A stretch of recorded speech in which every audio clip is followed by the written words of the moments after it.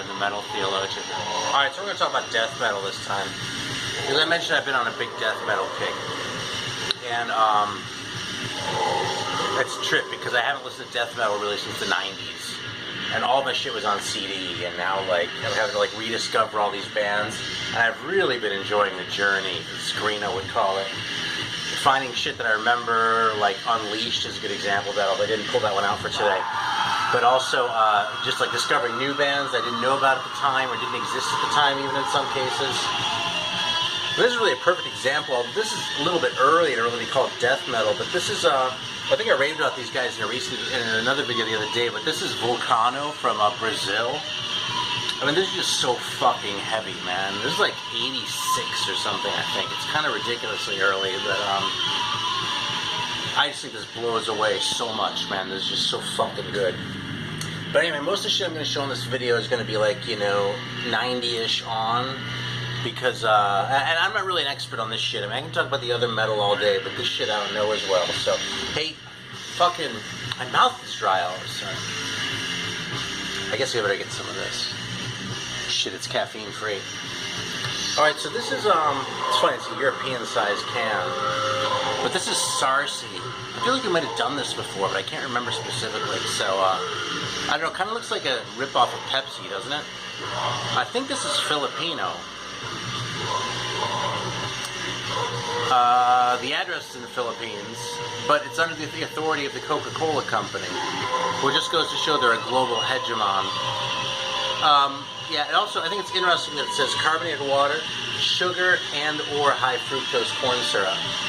So I actually don't know if we're going to be drinking sugar or the high fructose corn syrup in this.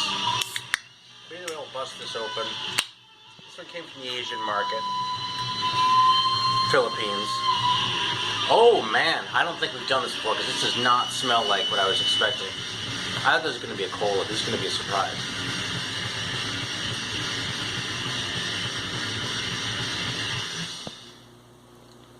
Alright, just have a taste of that.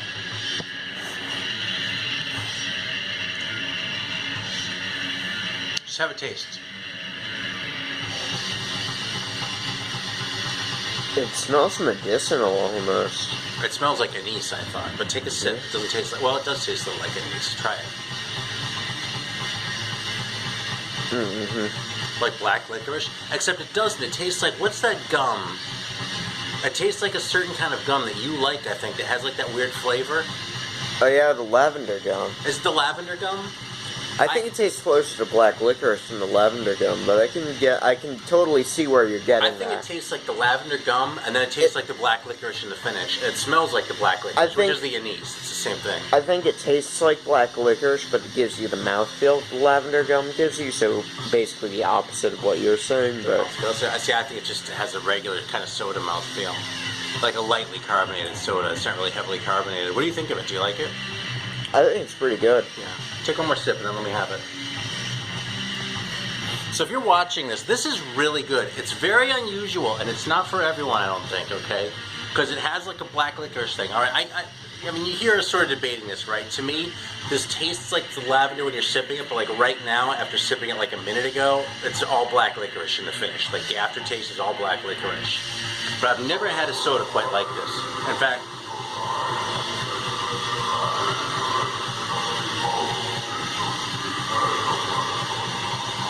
I don't know that I've ever had a soda anything like this.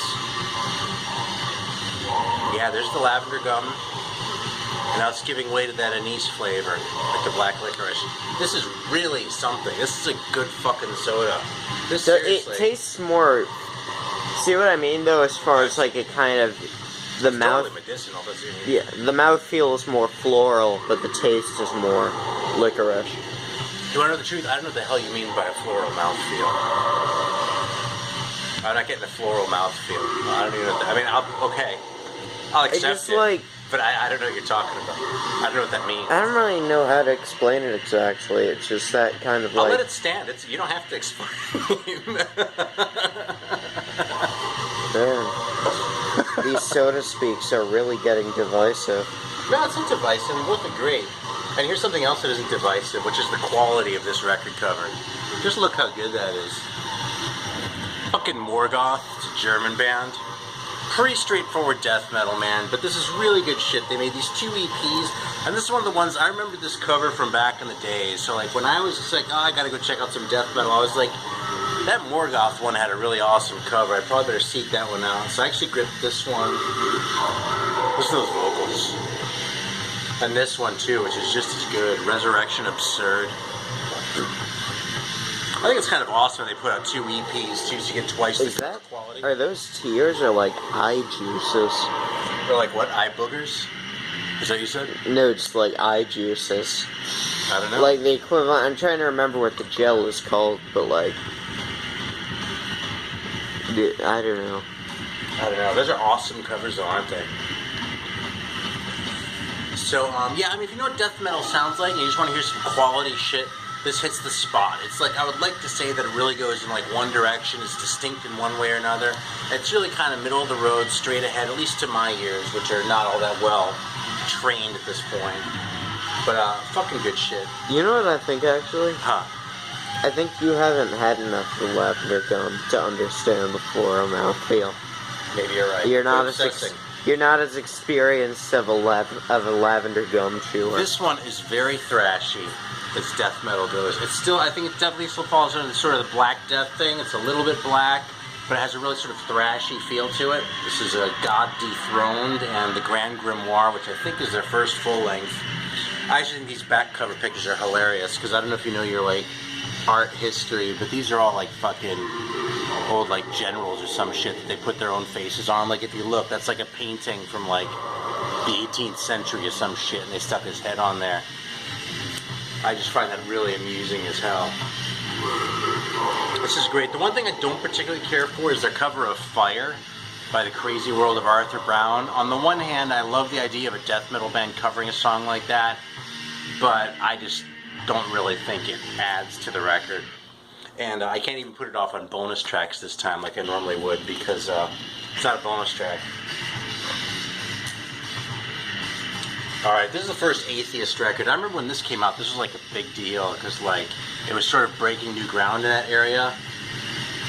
Maybe I haven't quite gotten it yet, but this isn't really doing all that much for me yet. I really want to like it though, because it's technical. And some of the death metal that I've liked the very most, of what I've sort of sampled through and heard, like Immolation immediately comes to mind, is has like the weird sort of songwriting and riffs. Morgue is another band. I don't have their record either. But that kind of shit. And so I think eventually I'm going to come back around and love this record, but I haven't spent enough time with it yet. There's a Season of Mist reissue, and by the way, since I've like pontificated about not bitching about covers or the condition they show up in, I bought this as near mint, and they sent it with the cover inside, and look at that, or with the sleeve, just sleeve with the record inside this jacket, and look at that shit. Sucks, man, but you know something? You win some, you lose some. So, am I a little disappointed? Yeah, I fucking am, but I'm not gonna make a big stink about it, because there's just no point. I have it on record, I didn't have to compromise and buy a CD, let alone a download, so hey, it's fine. So if my kids inherit the shit, it'll be their problem. Alright, this is one that Marty Worm turned me on to, and this is a fucking great record, man. This is Dismember, like an ever-flowing stream. And, again, with a pretty entertaining picture on the back. And this is like a double version of it on Back on Black. Maybe I'll needle drop this one. It's funny because what I've heard described as melodic death metal, I really don't tend to care for. But this stuff kind of has some of that going on, I feel like. And, just still sounds really fucking good. I just really think the songs are good on this record. It kind of blows my mind. So, let me put this one away and needle drop Dismember for a minute. It's funny, like, if you actually know death metal, you're probably going, Jesus, he's fucking needle dropping the most obvious thing, which is like kind of the opposite of a normal metal theologian video, but fuck it. It's my goddamn channel, man, and this is what I've been into. So, hey, better late than never, right? You'd be surprised how late I got into Judas Priest. I'm going to start with side B because I don't want to hear that overture. Damn it, Sarcy. Huh? Do you remember that? Yeah, in a second. Oh, that's good. Try to save me a sip if you can. Just got the perfect thumbnail, by the way, if we get lucky and have it pop up in the... What? Certain ones. Just a really upward angle of you sipping this. It had like the logo showing at the perfect angle and everything. Like straight out of an ad. The thing about the thumbnails, though, is that they kind of have to be organic, you know what I mean? I kind of wanted to put that one with, like, from the last video with, like, the drink and the Bible. But it would have been fake if I posed it, you know what I mean? I know people make thumbnails and pose them and shit, but it just doesn't feel right to me. I kind of like to see what YouTube picks for me. Even though once in a while they fuck up and really take me over on my options.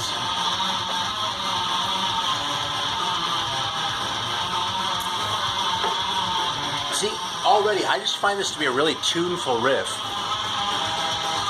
Or progression, I don't even know if that really counts as a riff. And the extra note at each, like the fact that each note's getting played twice.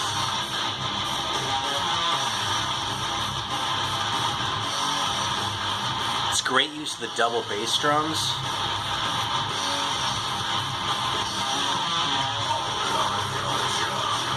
Yeah, it's funny, you know, because interestingly, a lot of the Swedish stuff hasn't clicked for me as much. You know, I mean, I remember this from back in the day, right? That there was Sweden, and then there was Tampa, and apparently there's a lot in New York too, which went right by me. But I always thought of Tampa and Sweden, right? And I tended to like the Tampa bands at the time.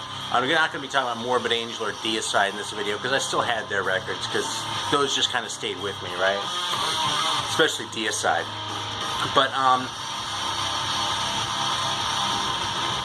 I don't know, even sort of getting back into it, you know, a lot of the bands that I found myself gravitating towards have been the American bands, but this is one Swedish one that just fucking does it for me, man. That and the American New York bands like Suffocation, who I didn't pull out for this band, actually, this video, actually, but that's I'm saving it. Anyway, I just find this catchy, man.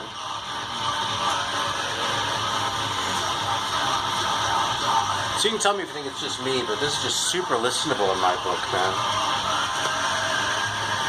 It's a band I remember seeing live back in the day. Back in 98, actually. I don't know if that's really the day or not. Although it is almost 20 years ago. But, Nile, I think I've talked about them before as just like being a hard-working band that sort of won my respect for working so hard. But I broke down and got a copy of this 25th anniversary on Relapse. And actually, Metal Ron, who while he was here, taught me a lot about death metal. I was surprised at how much he knew about death metal, I've got to say. I had no idea. With all this shit here, I thought I was going to be turning him on to shit.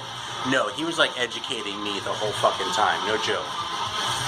So, but since he mentioned that it was like total like orange creamsicle cover in this recent video, but he couldn't show it because he was playing it, here we go. So, you know, I'm not really normally one to show off my colored vinyls, but that really looks like fucking orange creamsicle, man. I've never seen a record, or very many other objects in my life, for that matter, that look more like an orange creamsicle than that.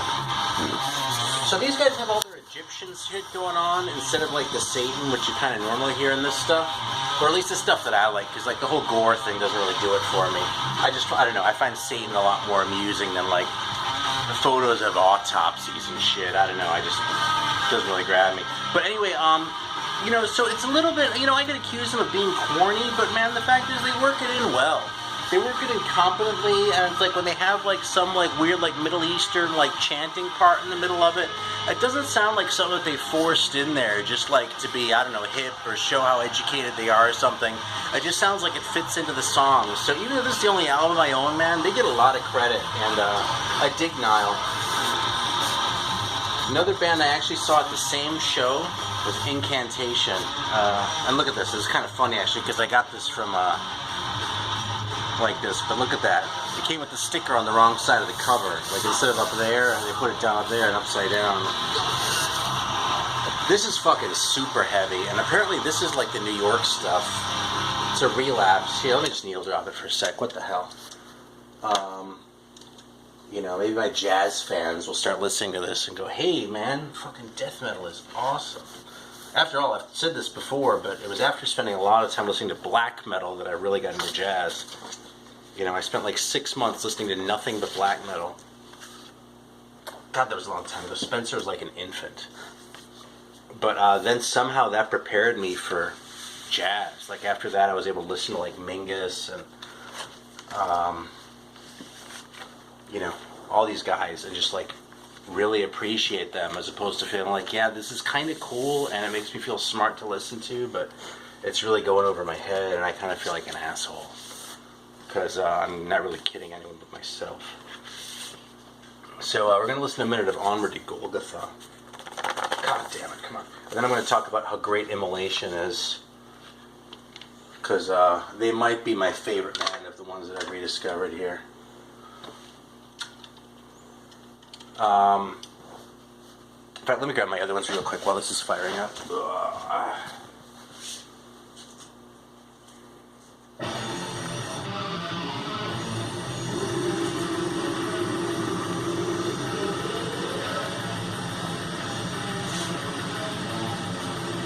Aren't in order yet, so I got to screw around with all and fucking. I had to create a new section, man.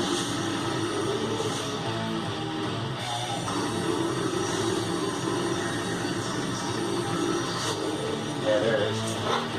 I had to create a new section because I found that like there were all these times when I wanted to listen to like death metal, but I don't want to go through 1,000 like records, most of which are 80s, just like sort of classic metal style. When I'm looking for something for death metal, I mean, that's why I have sections, you know? Listen how fucking hard this is, man. It's like a fucking wall of noise, just like...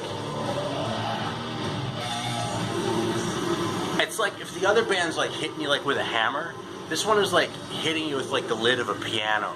Like it just has like more surface, you know? It's like your whole body fucking like going into it, not just like your face or something. It's so good, man. I just want to say, as of a recent Facebook message, this Immolation thing is now dedicated to Eric Bauer. Did I just get a ping or something? That's Yes. funny. Eric Bauer has helped me turn on to a lot of this shit. In fact, I'm going to shout out, I already shouted out to Ron Haggerty, okay? Ron turned me on to so much fucking new shit and some really good shit that I love. But he's given me a lot of guidance. Eric Bauer has given me a lot of guidance, and Marty Worm has given me a lot of guidance. So subscribe to all three of those guys, and if you leave comments, be nice. Say something positive and cheerful, and you know. There's a show called Barnaby that was on when I was a kid in Cleveland, and it's funny because apparently it was regional. Because when I moved out to San Francisco, no one had heard of the fucking thing, right? But I've talked with a couple of Canadians who have heard of it, so I don't know if it like went across Lake Erie or if we were getting it from Canada or what the deal was. But at the end of the show, he wore this fucking pork pie, and at the end of it, he was always like, if anybody calls, tell them Barnaby said hello. So that's like what I'm thinking, like, if you're on Marty Worm's channel, tell him the Metal Theologian said hello. Like I'm leaning on my fucking prop, that's what this is. Like I'm wearing my pork pie. Alright, so Immolation, man. Let's spend a minute talking about how great Immolation is. First one I got was actually the first one, because I tend to do that. Dawn of Possession. So fucking good. This shit is just like the perfect balance of like heaviness, straight aheadness, like vocals that are like low like this and gruff but disciplined in a way, like a little bit restrained, which I really appreciate in this shit. Like it's really different from like a Tom Araya like sort of thing, you know? It's funny, I think if they were like D&D alignments, like if anyone's played D&D, like Tom Araya would be more like chaotic evil, but most of these guys are like lawful evil. You know what I mean? It's like they sound really sort of, you hear that? Like it's super extreme, but there's a real sort of discipline about it. You know what I mean? So anyway, yeah, but it's like that, but the songs are fucking good and hold my attention, and which is big, right? So that's the first one. Then there's Here and After, which a lot of people have said is their best one. I kind of like all these equally at this point. I'm really not quite mature enough in my death metal appreciation to start like picking and choosing, okay? But this one is also absolutely fantastic, and you can get this. This is a recent reissue. Metal Blade just put the shit out not too long ago. Failures for Gods, it's the third one. And the fourth one is just as good. Hope I have that coming. Now I also grabbed the new one. And I saved this one for last because there's one song on this one I was listening to this earlier that really kind of tripped me out. Alright? And so we're going to listen to it, and we're going to see if anyone else can figure out what this fucking song sounds like, because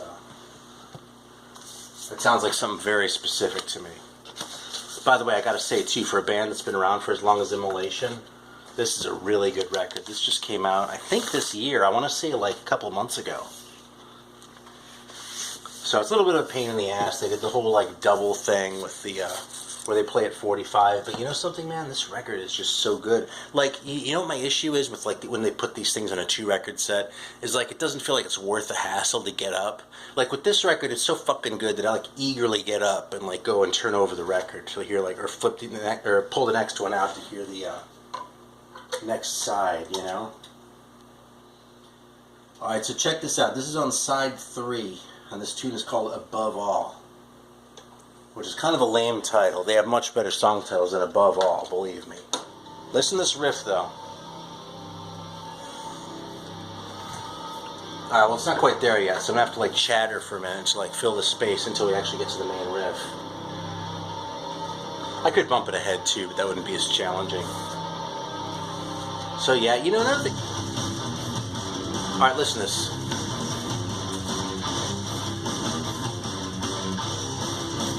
What does that sound like?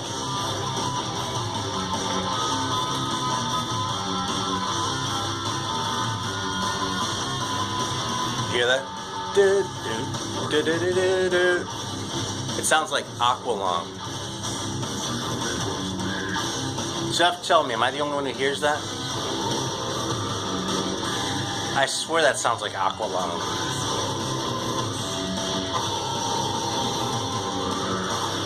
It's not exactly the same riff. And now they've changed it up, right? I swear that sounds like fucking Aqualung. Let's just do it again in a minute. You can tell me if you think I'm full of shit.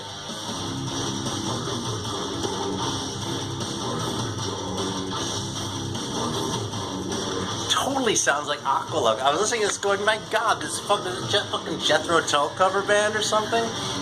Yeah, it blew my mind. So anyway... that's pretty much what I've got. How long is the video? 22, 40. Really? Wow, I dragged it out longer than I expected. Well, thanks for watching, and until next time.